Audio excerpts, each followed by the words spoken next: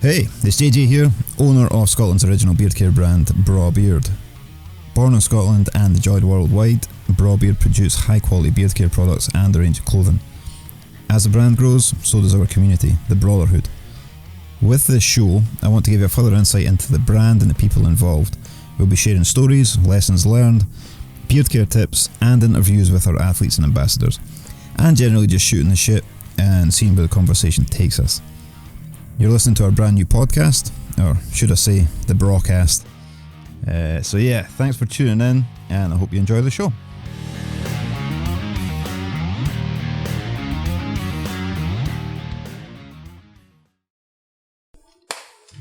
Alright, welcome to the next episode of the Braw Cast, and I genuinely have forgot what episode it is. I think it's episode 8, and we're at the Ulster Grand Prix with Braw athlete Lee Johnston.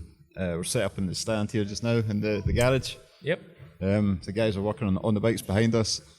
So this is Friday, right? This is the day in between the races. Yeah, so pretty much a rest day, but we end up doing a bit of PR stuff and some stuff for sponsors and stuff, and you managed to drag me into doing a podcast. Exactly. So we might have to put some subtitles along the bottom here for you Scottish folk. We've got strong Scottish and we've got strong Irish. But no, it's good. We've had a bit of a mixture of weather this week. Obviously, the Wednesday was really bad, and then yesterday we got some really good racing in. Yeah, so we've had a bit of best of both worlds, to be honest. So how did you get on yesterday? Fragile, touchy subject, that one. We finished second, second and fourth in the Superbike race and second in the Supersport race, which we led pretty much every lap bar the last one. So yeah, not very happy about that one, to be totally honest. Second's still good though, eh? Yeah, it's first loser though, isn't it? It is. That's what they say. I know I was watching it in the live timing because obviously we were set up in the trade village. Yeah. Just watching the live timing, it's like first, and then was it the last corner? Was it?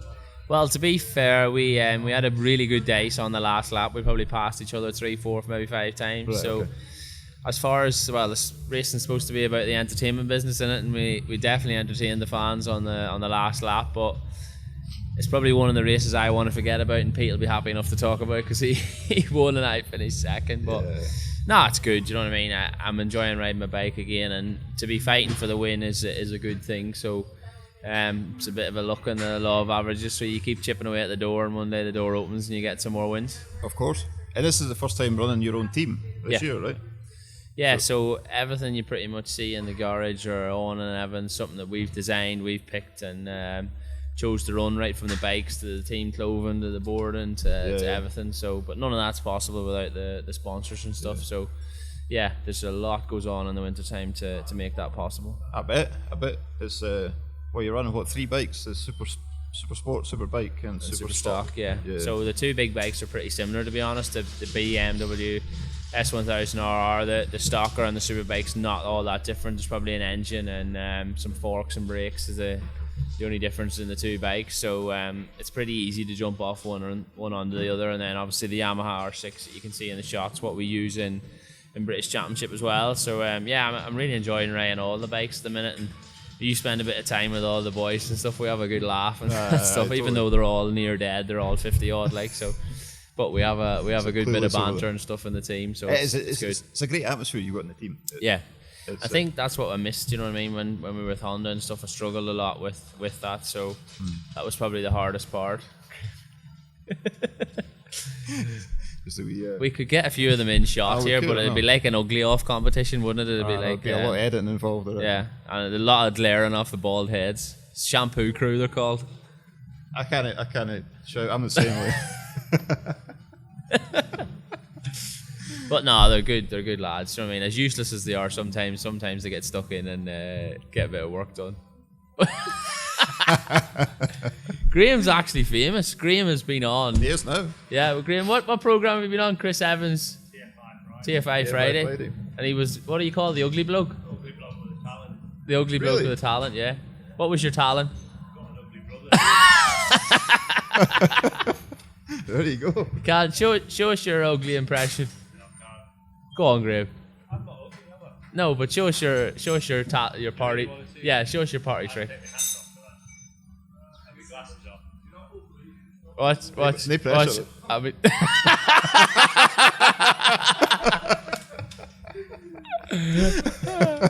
I just stole the show. That's a wrap.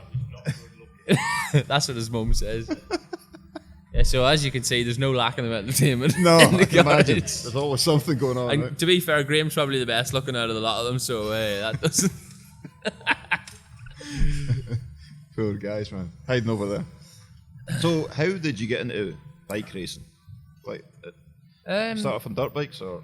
Yeah, but pretty much like your average kid that ripped around a field on a council estate and stuff. Yeah. Not like, we weren't like, my dad wasn't a motocross dad and we didn't go motocross racing or anything. I played football till I was like 15, but Right. my dad always had bikes and the whole family always had bikes and stuff, and I always had bikes right from a kid, but it wasn't about racing, it was just about riding your bike. And Yeah. to be honest, I had a load of older mates and my dad was in the army and stuff, so he was always away, so they used to take me out. We'd go to the bog or the field or whatever, and he just trusted them to look after me. And I suppose I was always riding bikes that were maybe a little bit too big for me with the older kids and stuff. Yeah. So yeah, that's it. It's probably a lot different to now, this current generation. You know, you're put into a racing program and Aye, that's it. that's the way it is. But I rode bikes because I wanted to and I enjoyed riding them, and probably not always legal and what was happening and stuff. So it was it was good, and I think that's what you sort of have to try and remember now when you're racing, is to still enjoy Exactly. I think riding so. the bike, which is hard some days when you're not winning.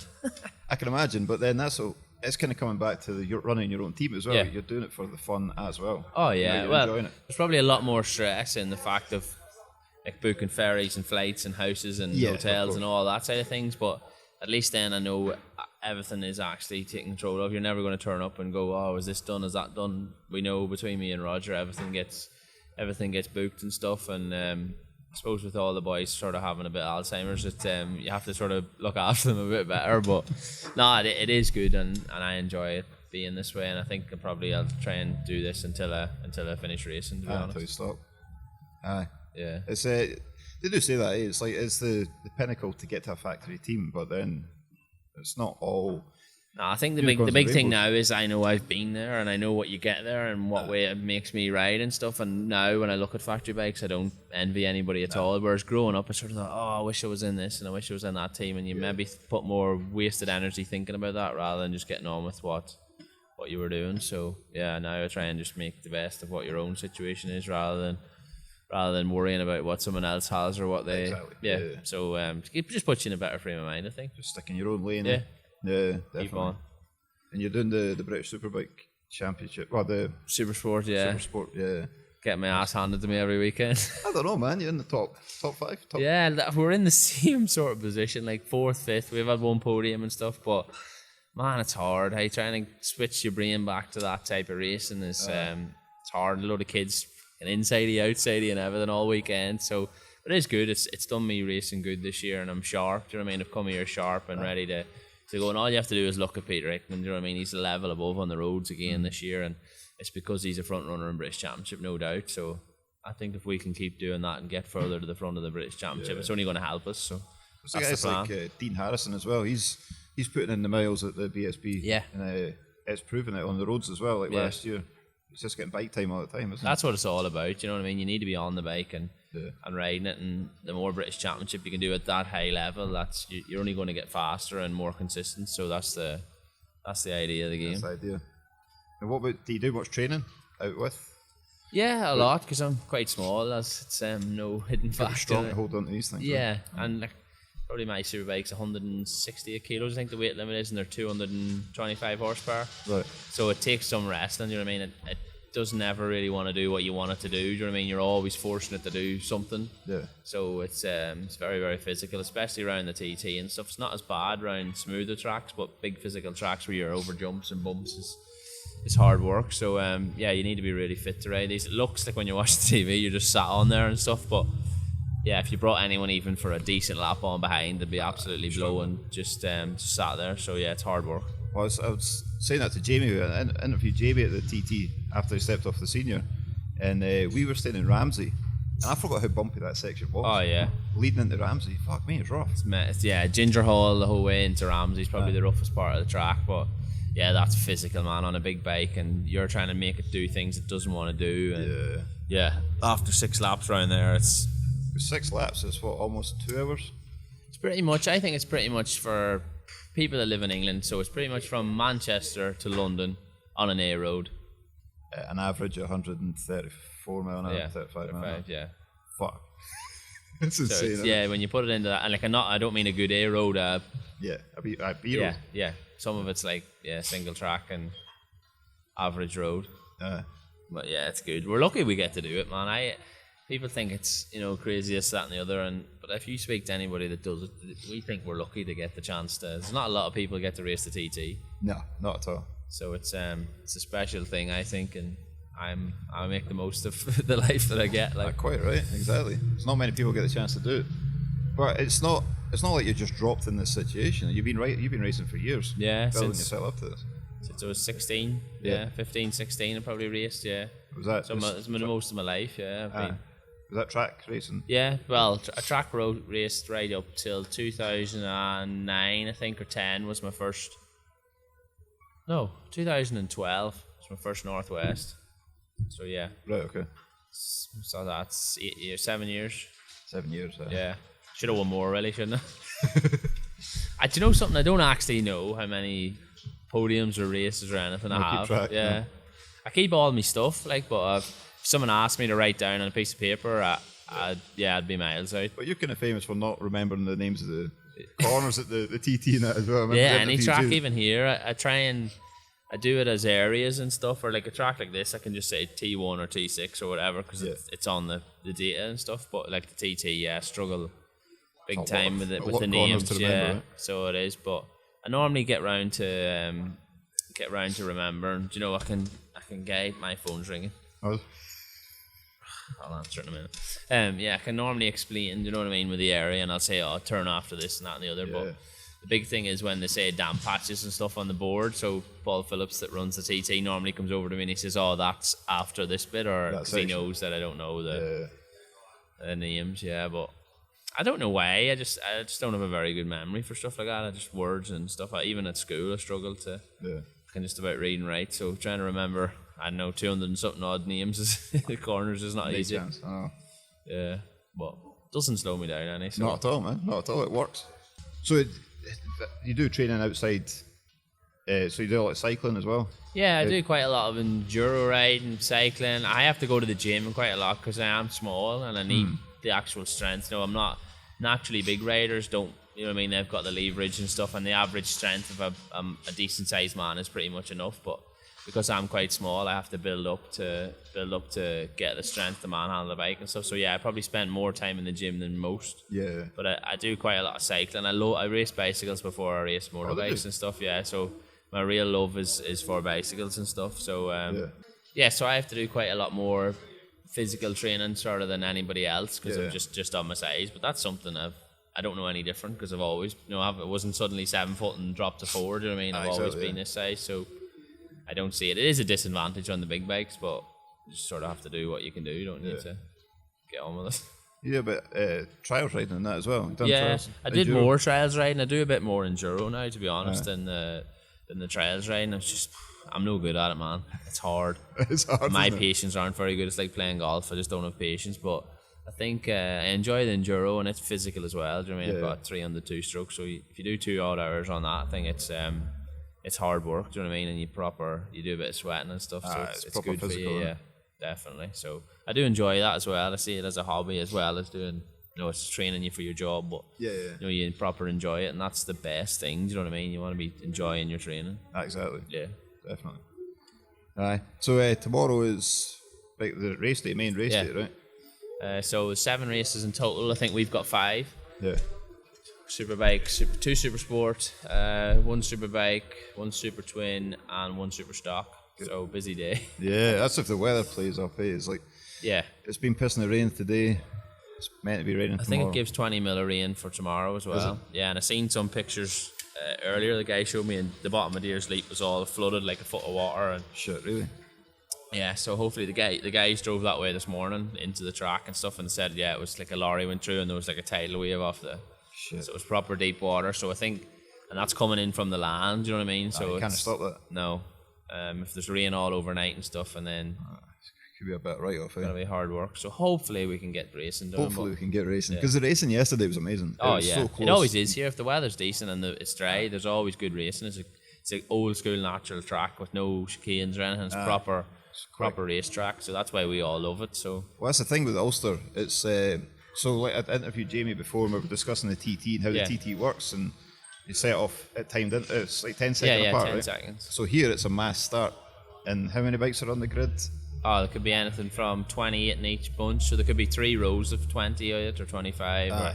So you go into turn 1 on a 600 is absolutely flat out in 6th gear. So it's if that doesn't emphasise you to get a good start, nothing will. But yeah, to be fair, it's that far. It's a kilometre to the first corner, so you can nearly get a bad start and get a draft because there's a slipstream on, especially on the 600. You get a slipstream past the time you get there, so it's 6-1. So you could actually get away first, but by the time you get to turn 1, you could be maybe 5th.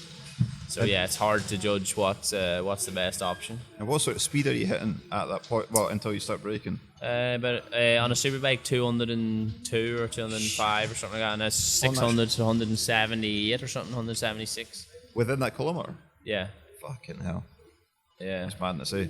Especially at a mass start, it's like a swarm of bees. Oh yeah. At 200 mile an hour heading for that. Well, first if you ever corner. see any videos of it, the noise it makes, it's like a proper drone. I think it's impressive. Like, yeah. I would. I've never sat. I need to sit there and then maybe next year sit at that corner just to get the experience. It'd be amazing. Blow your mind because you could sit and you could touch us if you wanted to. Do you know what I mean? The apex of the house is some man's driveway, so you could literally sit in the driveway and you'd come past you at 150 odd mile an hour. It's like nothing else, eh? No, there is nothing else. Yeah, you can't go to Formula 1 and sit and touch the cars off the side of the track. Even super bikes, you can't get that close here. I think that's what infuses. Sorry. I think that's what, like, when you see road race fans, they're a different breed to anything else, you know what I mean? And they don't really have an interest in a lot of other sports because the buzz you get sitting watching road racing is like nothing else. So. You can't match it. No. You can't match it anywhere else. Yeah.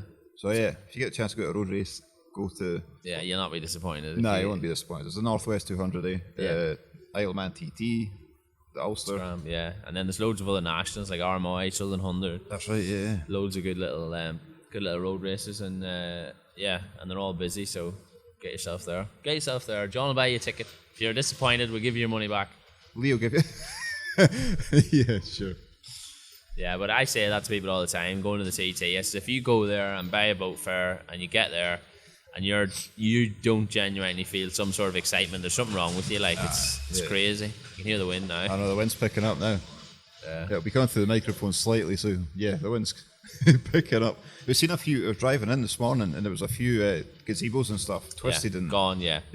And even where our motorhomes were parked and stuff, there was a few written off. I thought mine was close at a few points. Yeah, I thought staring out the window at 3 this morning would somehow help it stay down, but just willing it down. It's panicking. Alright, so you were into bikes when you were younger, right? You were saying you messed about in them, maybe not quite with permission. Yeah, but I think growing up in Northern Ireland when I was young, the police were more interested in other things than young kids doing messing around. Yeah. You never did anyone any harm by yourself. You know what I mean? We had a bit of like common ground that was classed on. You could do whatever you want, sort of ripped around, and maybe not always should have been old cars, but normally motorbikes and stuff. But there was one policeman had it in for me, for me a little bit, but he knew my dad and stuff. And I had a KX80, so it was probably 12 maybe. Right. And he caught me riding up the street up to my house, and there's a little alleyway and stuff, so obviously I got through the alleyway and he had to drive the car around, so I got into the house, and obviously you had the bike in the shed, clothes off and everything, into my boxer shorts. So somehow I thought that if I answered the door pretending I was still asleep, he opened the door anyway, and he was like, "You little effing whatever." You can swear on this, man. You little bastard. He says, "I seen you on the bike." And I was like, "Nope, definitely wasn't me." Oh, I was like, "Oh," just woke up. He goes, where the fuck's your bike?" I was like, "Oh, it's in the shed where it always is." And he gets in there and he goes, "I fucking knew you were out in the bike." And I goes, "I wasn't, I swear." I goes, "Tell you what, touch the exhaust, you don't believe me." He fucking sticks his hand in the exhaust and he burned his whole hand. But I goes, "Well, if you fucking knew I was out, you should have touched the exhaust." Fair point. But yeah, he was fuming. I thought he was going to kill me, but I rung my dad up anyway, and I told my dad like I'd been caught and stuff, and he was going mad obviously, but then I told him what I'd done, and I could tell that he couldn't help but laugh. Do you know what I mean? He was angry, but he just thought, you clever little bastard. Do you know what I mean? But yeah, it's just things you do as a kid, which probably doesn't happen nowadays. You know what I mean? It's a different world we live in now, but like I say, we never did anyone any harm. Do you know what I mean? We weren't ripping up and down council estates and harming kids. Do you know what I mean? It was literally you rid the bike back up through the park to get home and stuff, and stuff like that there. And we always had helmets and stuff on. We were never daft. That was a big thing my dad always drilled in me. No, I don't mind what you're doing as long as you have your helmet and your kit on and stuff. So yeah, it was funny, like, but yeah, it's sad sort of, because my little boy now, I don't think he'll ever have the childhood like. Yeah, we used to go away for days and, you know what I mean, go camping and stuff, and you'd come home when you needed food, or, you know what I mean, we lived beside a river and you'd raft way down to the next village and everything, you know what I mean? Yeah. Nowadays stuff like that doesn't happen, so it's sad really. I sound old now, don't I, like my dad? You do, don't you? You remember your dad? When back in my day it was like this, yeah. Oh, man, I know. During the war. Black and white time. Yeah. So no, I had a good childhood, so I did, yeah. Good, man. It's you got wee Jesse on the go now. He'll be keeping you busy in the paddock. Oh right? man, he's mad. He's walking now. Oh, and he's in here. The boys are good with him. Like, he came in yesterday with, like, just got up that morning, new clothes on and everything. First thing he lifted wheel spin, they're all covered in grease, rubbing it around him, up his hands and everything. And literally within 10 seconds, he was just written off. Do you know what I mean? And Christy comes in, she was like, "What?" I was like, he's literally like turned around and that's him. But that's what little boys are supposed to do. Do you know what I mean? So it's just a shame. Like, he's had such a childhood. Like, he's been around half the world already, and he's not going to remember any of it. Do you know what I mean? He's all these mates, like even the way the lads treat him and take him away all the time and everything, and bar from pictures and stuff, he's not going to remember any of it. So he's had such a good life already, the little bugger. He's some character. Like, oh yeah, it's good fun. I think that's the best thing for him. He's around all these old wise boys all the time, so it does them good, doesn't it? Yeah, totally. I agree, man. I agree. So that's kind of it, Lee. It was Ken? just You Ken? Ken. That's the thing. Lee has this fascination with the word Ken in Scottish. I think it's meant because it means everything and means nothing at the same time. It's like the best thing ever. You can just throw it out there into anything, and it's sort of yeah, that's fine. it's amazing. There's loads of Scottish words like that. Eh? Yeah, there's nothing in English or in even Irish slang we have. Ken means know, like to know something. You can. Yeah. Yeah, I still don't understand it. You've explained it to me about 50 times, and it still baffles me. But then that's my high IQ, I think. There's nothing like that in Ireland, no. No, we had minging. Minging, aye. Minging, you care what minging is. Or a minger. Minger, yeah. Yeah. Or hanging. Hanging. That's hanging. You'll know that one, man. Yeah. You'll know that one. Spending time at the races and the partying. Yeah. Hanging the next morning. Yeah, hanging. Feeling minging and hanging. Yeah. No, that's good. That pretty much wraps up, man. It was just to introduce you to the Brawbeard audience. And yeah, nice to meet you all. Yeah, let them know what you do. Thanks very much, man. Cheers, man. Cheers. That's been this episode of the Braw Cast, because I can't remember what fucking episode it is. Anyway, see you on the next one. Lee Johnston. Thank you. Cheers. Hey, it's JJ. Thank you for your support, and I hope you enjoyed the episode of the Braw Cast. If you made it this far, thank you. I have a little discount code for you, especially for the broadcast listeners. So yeah, the code is Brawcast, BRAWCAST, Brawcast. Use that code at brawbeard.com for 10% off everything on the website. Thanks again, appreciate your support. See you on the next one. See ya.